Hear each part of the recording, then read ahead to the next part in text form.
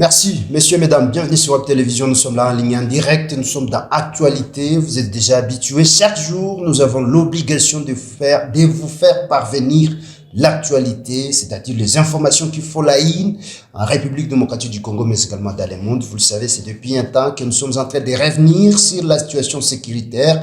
La guerre du M23, toujours et encore. Nord Kivu, dans les Massissi et dans les Rutshuru, messieurs, mesdames, il y a eu des affrontements aujourd'hui, mercredi 31 janvier 2024, des affrontements toujours, encore et toujours, voilà, entre les rebelles du M23 soutenus par les rebelles du M23, pardon, soutenus par Kigali d'une part, mais également les jeunes résistants patriotes Wazalendo, ainsi que les forces armées de la République démocratique du Congo après les bombardements d'hier, mardi.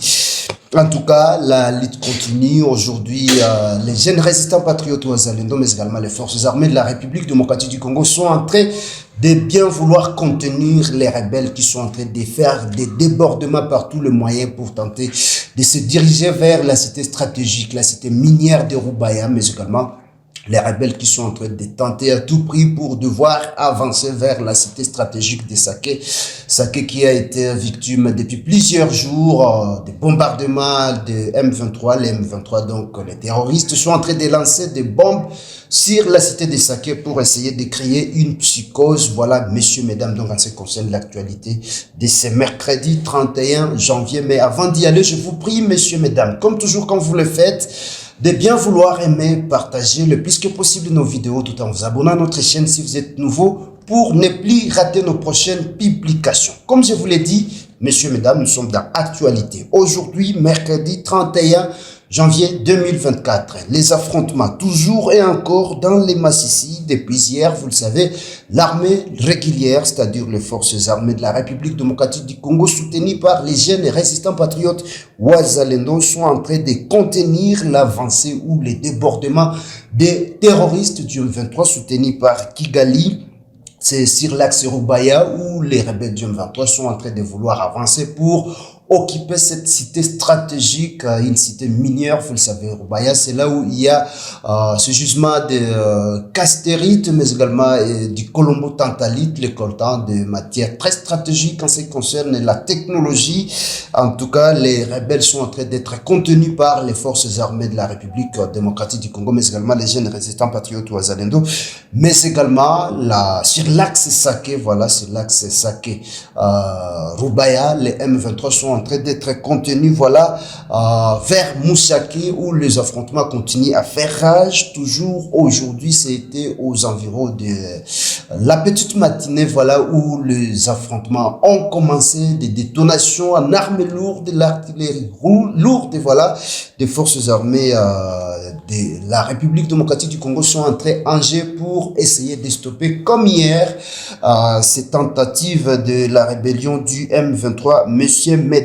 Et en ce qui concerne donc cette nouvelle stratégie de la rébellion, vous le savez, le M23 est en train de larguer des bombes dans des cités qui sont densément peuplées, comme la cité de Sake, où le M23, depuis la semaine dernière, est en train de larguer des bombes en divagation, je signale, pour essayer de créer une psychose en visant la population civile. Il y a des morts, des dégâts matériels, mais également des blessés qui sont déjà prise en charge d'ailleurs ici à Goma, à l'hôpital Sebekandouchou, où les rescapés, soit les blessés, voilà, de ces bombardements de la rébellion du M23 sont en train d'être pris en charge. Voilà, messieurs, mesdames, en ce qui concerne donc cette nouvelle stratégie, voilà, de la rébellion du M23 qui consiste à créer des psychoses au sein de la population afin de pouvoir faire ce qu'on appelle une diversion. Après donc des pertes énormes causées par le bombardement du Sukhoi S-25, messieurs, mesdames, vous le savez, c'est depuis avant-hier que l'aviation de FARDC, l'armée loyaliste, est entrée en jeu pour stopper l'avancée de rebelles sur le front de Karouba, mais également sur Moussaki. Vous le savez, les terroristes du M23, comme toujours, sont en train de recevoir des renforts toute la nuit de ce mercredi. On nous a signalé, voilà, selon nos sources, voilà, selon nos sources dans les Nyiragongo, vous le savez, des militaires rwandais, RDF, c'est-à-dire l'armée rwandaise, a encore traversé, d'ailleurs c'est la grande information, l'armée rwandaise a encore traversé la frontière pour devoir venir au renfort, au secours, les rebelles du M23 qui étaient en train de crier au secours, vous le savez, depuis hier. Les rebelles étaient en train de faire appel à la communauté internationale, mais également les Nations Unies, de devoir briser le silence en ce qu'ils sont en train de qualifier, ce qu'ils étaient en train de qualifier comme les terrorisme ou soit les massacres des Tutsis, messieurs, mesdames. Alors, vous comprendrez, vous êtes en train de comprendre que cette nuit, donc la nuit de ce mercredi, l'armée rwandaise a traversé la frontière pour devoir venir renforcer les positions de la rébellion du M23 dans les Massissi. Et c'est ce qui a fait d'ailleurs à ce qu'aujourd'hui, les affrontements puissent s'intensifier dans les Massissi, plus précisément autour des Karouba, mais également sur Mouchaki. Vous comprendrez que l'armée rwandaise a traversé donc la frontière précisément à Kabuhanga. Kabuhanga, c'est dans le territoire des Nyiragongo, pour ceux-là qui maîtrisent très bien la géographie de la province du Nord Kivu, ou soit de la partie est de la République démocratique du Congo, messieurs, mesdames. Donc, en ce qui concerne en tout cas la situation sécuritaire, comprenez qu'aujourd'hui, 31 janvier, mercredi 31 janvier 2024, les affrontements continuent à faire rage. Aujourd'hui, dans les Massissi, c'est toujours autour des Karouba et Mouchaki, les jeunes résistants patriotes Ouazalendo, mais également les FARDC, l'armée royaliste, sont en train de tout faire pour devoir contenir l'avancée de rebelles qui ont déjà l'intention de pouvoir s'accaparer ou soit se diriger vers la cité stratégique de Saké, mais également la cité stratégique de Rubaya, où on trouve des minéraux ou soit de matières premières. Messieurs, mesdames, changeons de chapitre, voilà, changeons de chapitre, parlons politique, vous le savez, c'est hier, mardi 30 janvier 2024, que le président de la République, Félix Antoine Tshisekedi, a eu à faire des échanges de vues avec l'ensemble du corps diplomatique présent en République démocratique du Congo. Le président Félix Antoine Tshisekedi est revenu sur sa ferme décision, celle de ne pas négocier avec les terroristes du M23. Vous le savez, messieurs, mesdames, c'est depuis un temps que le président de la République campe sur sa décision, sa ferme décision d'ailleurs. Il a dit ceci, je cite, le président de la République a dit ceci: un règlement du conflit par de voies diplomatiques pourrait être envisagé avec les Rwandais, cependant pas dans n'importe quelle condition, tant tout qu'il occupera, voilà, tant que le Rwanda occupera